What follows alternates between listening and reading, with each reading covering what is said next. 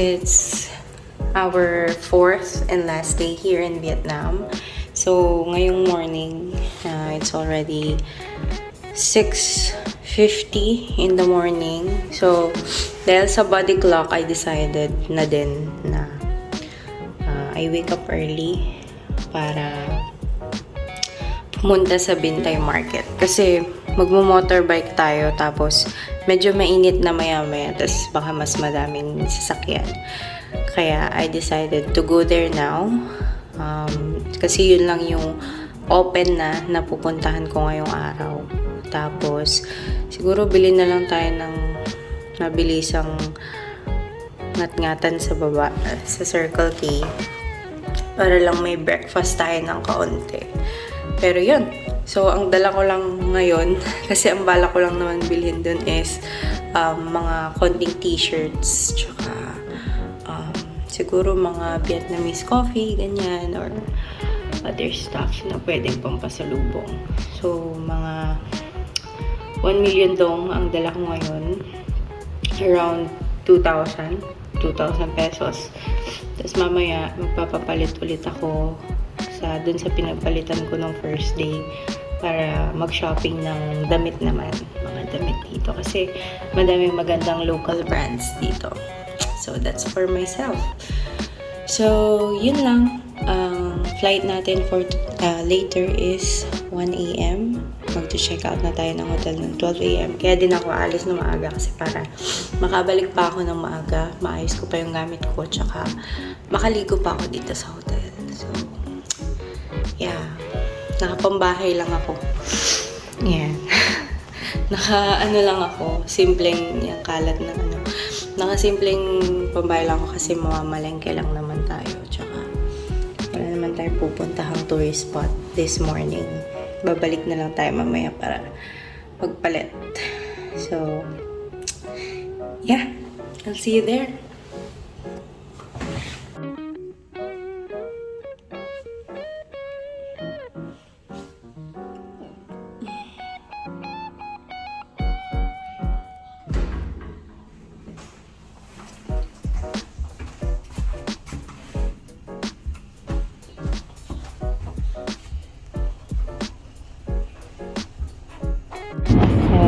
Let's find here what to eat. Medyo nagtitipid tayo ngayon kaya hindi ako masyadong gagastos. Wow, cheese toast. Medyo mahal siya. Nasa 19 to 20,000.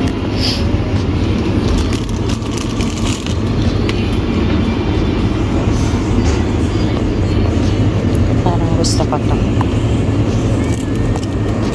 It's 12,000 to. Tapos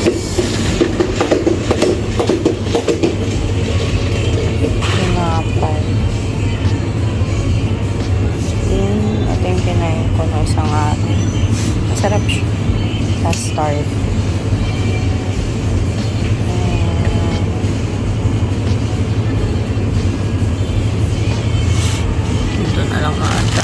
Ay, tinapay. Buy 2, get 1 free. Choco.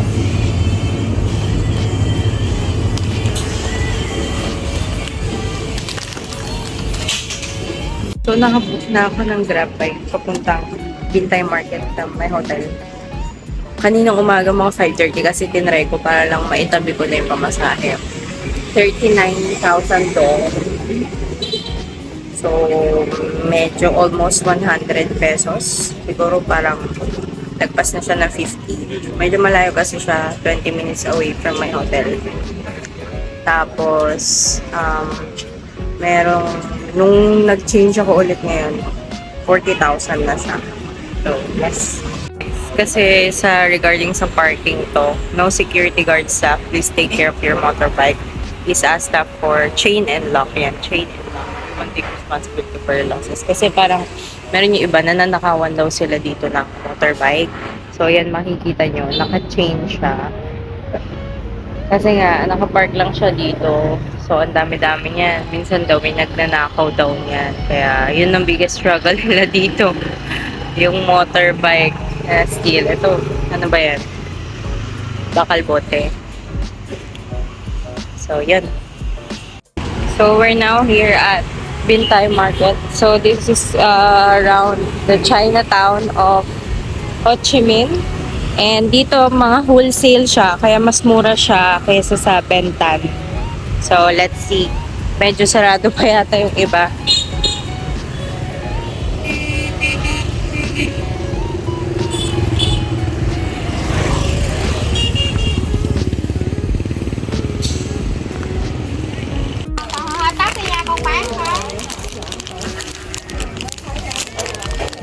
How much?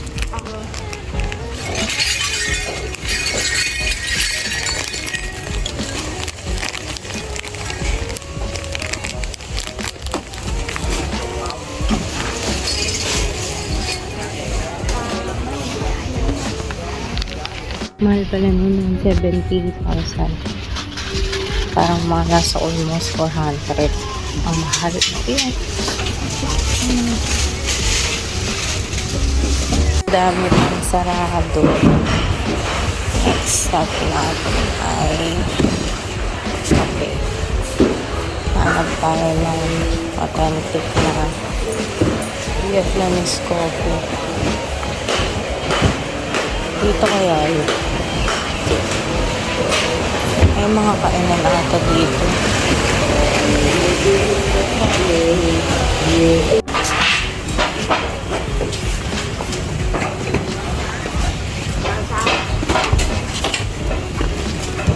Sama không hiểu. Na ako. Ito ang ganda ng quality nito. Ayan, super street type. So, ito 120,000 dong. So, parang mga nasa more than 200 siya. Meron siya iba't ibang design. Pero lahat siya black color. Tapos, kumuha ko niyan dalawang design. Tapos, ito yung mga ibang design. Yan, kumuha ko niyan black. Wala na silang large. So, kumuha ko medium. Tapos, ito, kumuha din ako niyan. Yes. Yan, tapos yun yung dalawa dun sa harap. Kumuha ko nun. So, mamaya i-haul na lang natin. 60 yan lahat, 60,000. Vietnamese bag. Nguyên ăn đi Campuchia ăn Tết đi Nguyên.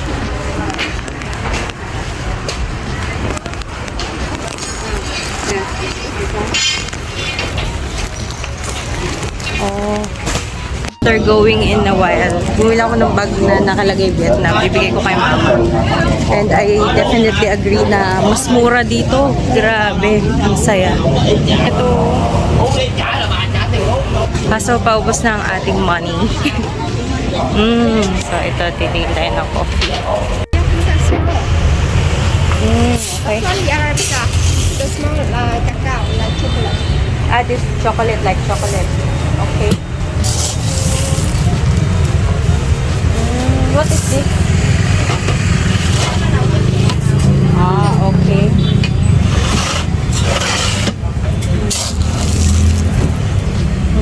What is this? It's like milky smell.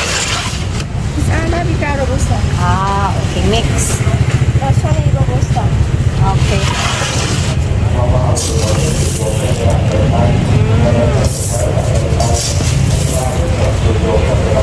Okay.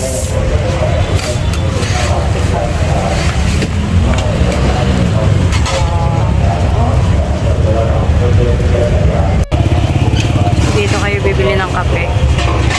So nice. Grind na siya.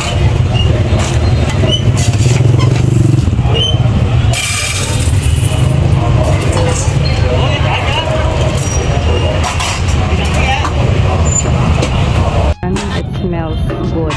100 plus siya. 100 pesos plus. Bango siya. Wala lang kasi tayong pera eh. Bango. This one, ganun din. Almost 100. Wholesale paradise. As in lahat. Wholesale. Tapos mura pa. Parang yung mga binibenta nila sa mahal na market, dito din lang nanggagaling.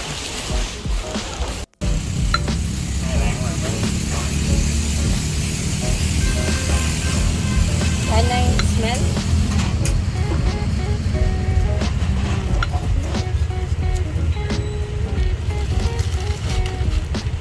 Yan. Laki ng bag, diba? Nakingi ko ng malaking bag. Bumili ako ng jasmine tea, 35. Tapos yung coffee, dalawang types of coffee. 40 and 45. It's a market. It's a market in Chinatown here. It's wholesale. So, punta ko ngayon sa bilihan ng kitchen. Talagang sisinang kahit ng 100,000 daw. Kasi magpapapalit na ulit ako mamaya para bumili ng mga damit. So, just sa comparison, dito tayo ngayon sa Bentan. Yung isang t-shirt nila na katulad sa binili ko kanina, ang benta nila, 180. 180. Pero doon, di ba 60 lang. 60 lang yung kuha natin. Tapos yung mga bag nila, yung tote bag, almost parang 100 nilang binibenta sa akin. So parang 200 plus. Tapos binibigyan nila akong tawad ng 80. So nakikita yung difference, sobrang laki. So I don't recommend, hindi ko nire-recommend na dito kayo mag-shopping. I preferably just go to Andong Market or Bintay Market. Okay? So, kung sa isang local shop.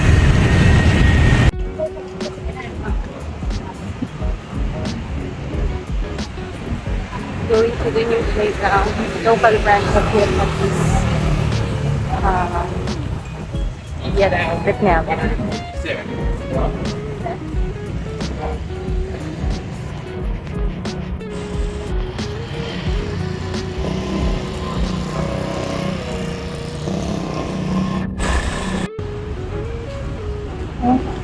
Na ba?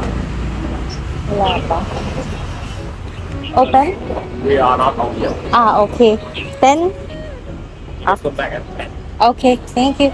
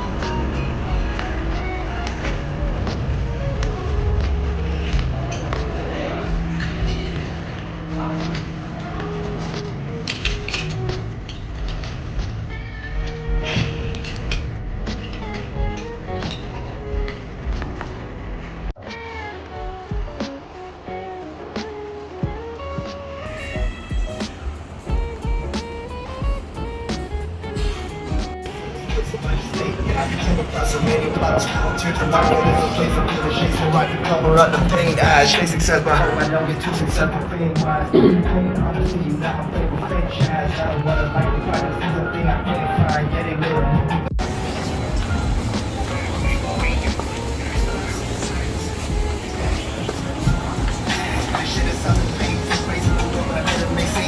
Close pa yung iba. Kasi sa kakatin mo. Excited yung give you an insight. Ano ba yung mga style na ginagawa nila dito? Cool. Street style. Modern. So, ewan ko nakalagay sale, pero ito nakalagay. 520. So, parang around 1,000 siya. Oh, cool nito ah.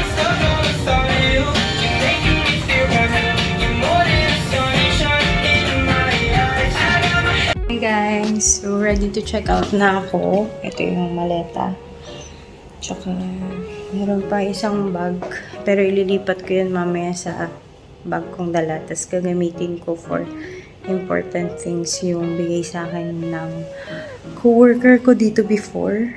So, yeah, we're checking out. And dami nating napamili sa Bintay Market. Check out na tayo kasi 12 na. So, bye-bye.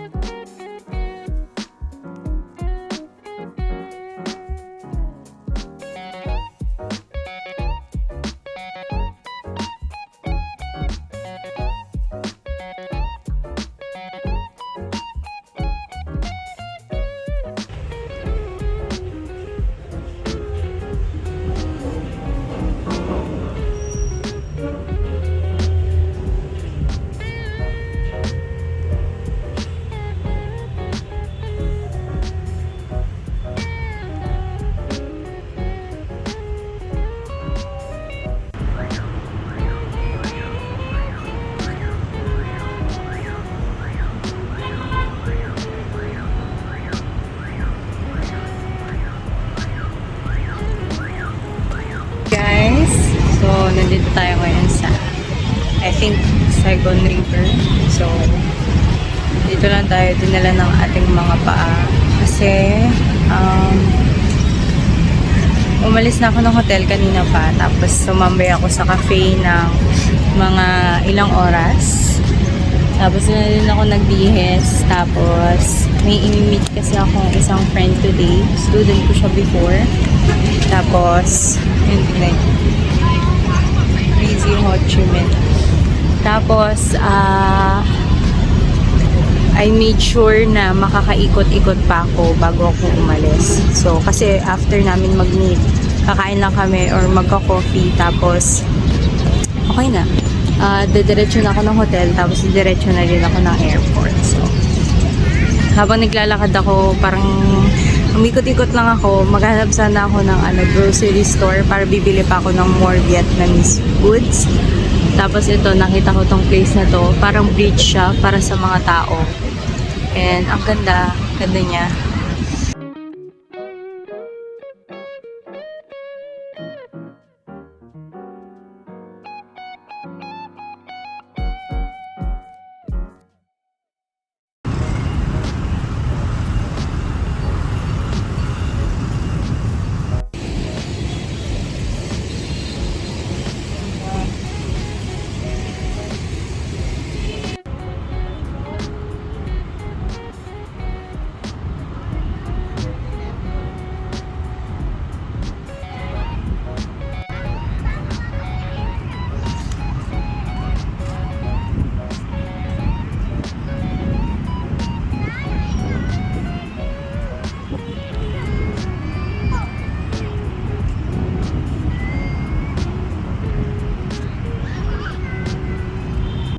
Ganda talaga dito. Kasi ito sa pinaka-paborito ko sa dito sa Vietnam. Yung mga park nila. Kasi daming tao, active nila mag-exercise. Sobrang nakaka-happy. Nakaka-happy lang. Tapos tabi pa ng bridge, di ba? Super. Super nice.